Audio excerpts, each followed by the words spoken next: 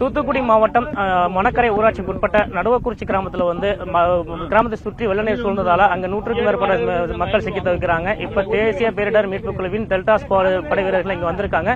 அவங்க இந்த மக்களை மீட்கும் பணியில் ஈடுபட்டிருக்காங்க. சார், எவ்வளவு மக்களை ஈடுபட்டிருக்கீங்க? தொடர்ந்து இப்ப எவ்வளவு நேரம் ஈடுபட்டு வரீங்க? இப்ப நாங்க ஒரு 4-5 மணி நேரம் ஆச்சு. காலையில் நைட்டு வர வேண்டியது நைட்டு ஆக்சுவலி இந்த ரோடெல்லாம் கட்டாததுனால எல்லா இடத்துலையும் பிளாக் ஆகி அப்படியே ஸ்டாப் பண்ணிட்டோம். அப்புறம் காலையில் 5 மணிக்கு ஆரம்பிச்சோம். சுற்றி வரதுக்குள்ளேயே 3-4 மணி நேரம், அதாவது ஒரு 10-15 கிலோமீட்டர் கடக்கிறதுக்கே 2 மணி நேரம் 3 மணி நேரம் ஆகுது. இந்த பாதிப்பு தூத்துக்குடி திருநெல்வேலி மாவட்டங்களில் ஏற்பட்ட பாதிப்பை எப்படி பாக்குறீங்க? இதுல மக்களை மீட்கிறதுல உங்களுக்கு என்ன மாதிரி சவால் இருக்கு? ஏன்னா எல்லா கிராமங்களும் சுற்றியுமே தண்ணி நிக்குது, முழுவதும் சூழ்ந்து நிக்குது. இப்ப இந்த பகுதி தூத்துக்குடி மாவட்டத்தில் இது உங்களுக்கு என்ன மாதிரி சவால் இருக்கு? இதுவும் இந்த கேரளா மாதிரி தான். கேரளாலயும் ஆறு குளம்லாம் அதிகம், இங்கேயும் அதெல்லாம் அதிகமா இருக்கு. அதனால தண்ணி வந்தது, மழை பெஞ்சதுன்னா ஆறெல்லாம் ஊருக்குள்ள வந்துடும். கேரளாலயும் அதே தான் ஆச்சு. அது மாதிரி ஒரு பிரச்சனை தான் இங்க இருக்கு.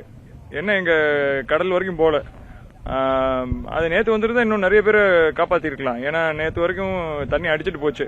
பட் ஆனா வர்றதுக்கு சூழ்நிலையே இல்லை, இங்க வர மாதிரி ஒரு சூழ்நிலையே இல்லை. அதனாலதான் இன்னைக்கு யார் ஆனா அது வரைக்கும் சேஃபா இருந்திருக்காங்க, அவங்களெல்லாம் கூப்பிட்டு போறோம் நாங்க. இப்ப மக்கள்லாம் வர்றாங்களா? சில கிராமத்துல மக்கள் வர்றது இல்லைன்னு சொன்னாங்க, வராம இருக்கிறதா சொன்னாங்க. இப்ப எல்லா கிராமம் மக்கள் வர்றாங்களா? இல்ல உங்க உள்ளே கால்நடைகளா உள்ளே இருக்க நினைக்கிறாங்களா? இல்ல, அது வர்றவங்க யாருக்கு தேவையா வராங்க. அதாவது உடம்பு சரியில்லை, குழந்தைங்க 2 பேர் உடம்பு சரியில்லைன்னு சொல்லி கூப்பிட்டு போனோம். அந்த மாதிரி ஆளுங்கெல்லாம் வராங்க.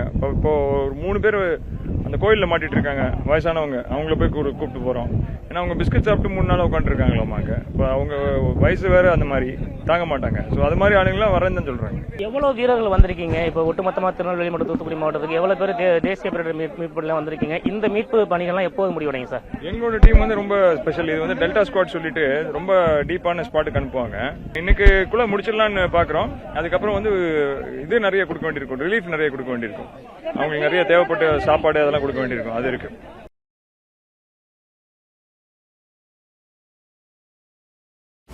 Subscribe to the Federal's YouTube page for more news and updates.